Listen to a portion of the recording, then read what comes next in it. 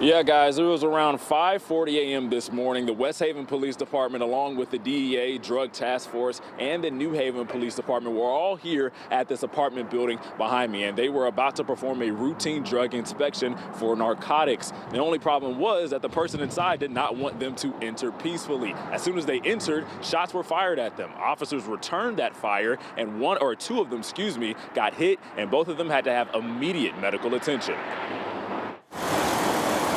When shots were fired at apartment 105 on Grand Avenue in New Haven, officers knew immediately that the situation had changed. New Haven Police Chief Carl Jacobson says what started as a simple search warrant escalated into a full-blown shootout before the sun was even up. This was a long scene. It wasn't just shots fired and it was over. There was shots fired and an officer struck. Then there was time in between. He was barricaded in a room. Then there was more shots fired. So it was clear that this suspect was not going to retreat peacefully. There was attempts to speak to him. Chief Jacobson says by the time it was over, 2 West Haven officers had been shot in the leg area and the suspect had been shot as well. Both officers suffered non-life-threatening injuries and were transported to Yale New Haven Hospital, where one has since been released. The suspect, however, died on the scene. We're really proud of the officers' efforts. It's unfortunately that the suspect succumbed to his injuries, but it's clear from the initial investigation that he was firing at officers and even was given an attempt to talk to him, and that failed.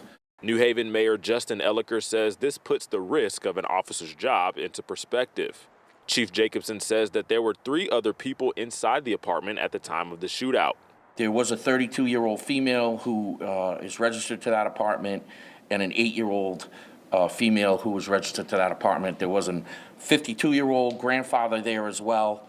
And after the shots were exchanged, it was the officers' first priority to get the other people safely out of the apartment, which was extremely challenging. After the shootout was over, officers were able to evacuate the other members of the family and get them to safety. Thank goodness that the other members of the family are okay.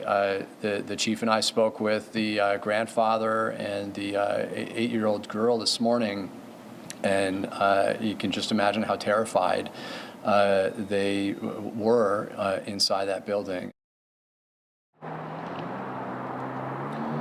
Now, Police Chief Jacobson did say that in 5 days, the Inspector General will release body camera footage along with the name of the suspect and any other details they might have regarding this case. Now, Jacobson did not identify the suspect, but he did say he is a 35-year-old male and he had a prior criminal history.